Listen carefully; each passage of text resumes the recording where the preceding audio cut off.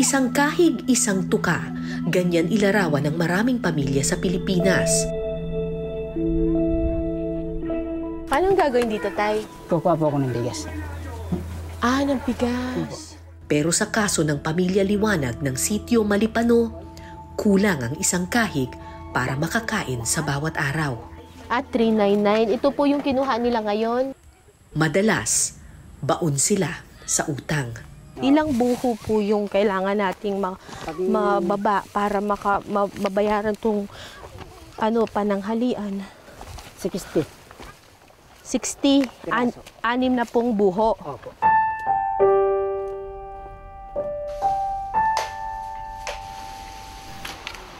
Nakasalalay sa kawayan ng buhay ng pamilya Liwanag.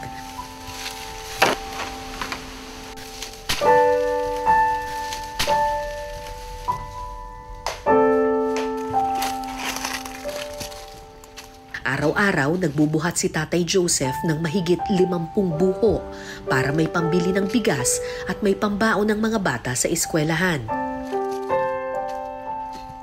Bakit po importante na makapag-aral yung mga bata? Ayaw po namin matulad sila sa amin na walang pinag-aralan, ma'am. Kasi po, ma'am, kung minsan po may naloloko kami, kung minsan pag may nangungutang kami sa may tindaan, kahit konti lang po yung alam namin na konti yung nautang namin, palalakiin na sa lalakiin yung utang namin. Edukasyon ang pinakamataas na pangarap ng pamilya Liwanag.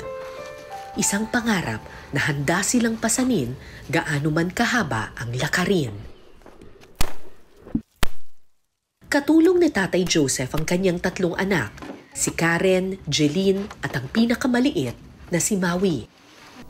Bubuhatin mo to? Ha? Opo. Kaya mo ito? Itali natin? Ha? Itali na lang na natin, mahirapan.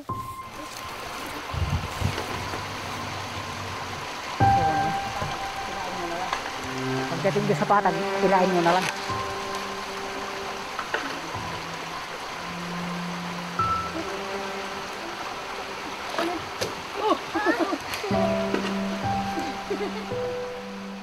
Bakit ka naman nagbubuhat ng buho?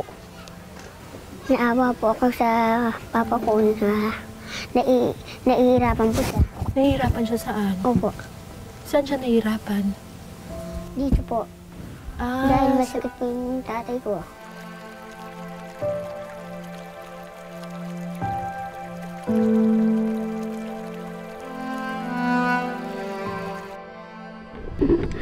Hingal ka saan? Ilang piraso ba yung buhat-buhat ninyo? Ano ito? 10.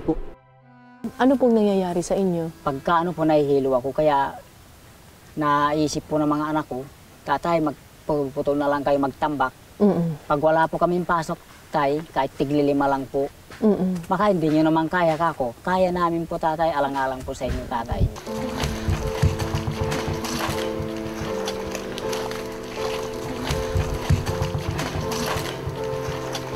Pag nakikita niyo po yung mga anak niyo na nagbubuhat?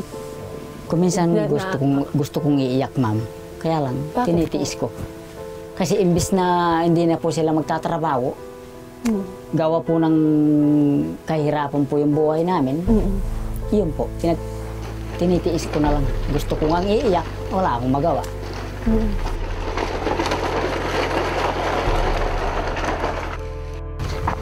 Isang araw kaming akyat baba sa bundok pasan ng mga kawayan. 6 na buho ang kailangan para makabili ng bigas. Pero makalipas ang ilang oras,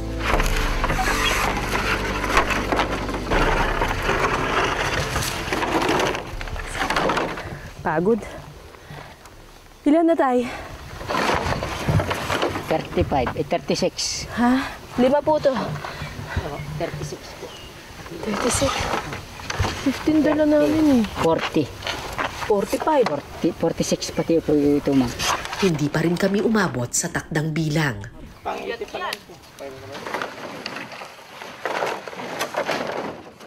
Kaya nang oras na ng bayaran, Paano po ba yung bayaran sa kanila? Di po, kumukuha sila sa tindahan ko. Tapos, kada karga nila, nililista ko. Minaminus ko yung utang nila. Hindi po lahat na po full paid. Ngayon po, magkano? 2584 minus Ano po 400. yung 2584? Yung pumutang Yung dati po, mulat ma'am. simula po ito. ang masaklap, hindi lang pala 399 pesos ang kanilang utang. May utang pala siya Ano po? na 2,584. Minus 400 to 180 po niya.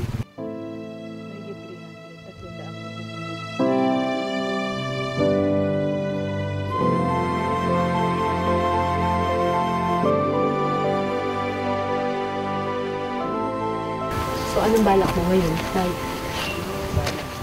Ang balak ko po ngayon, babayaran ko po yung utang ko. Sa mga pamilyang isang kahig, isang tuka. Kulang ang isang kahig para bayaran ang panaginip.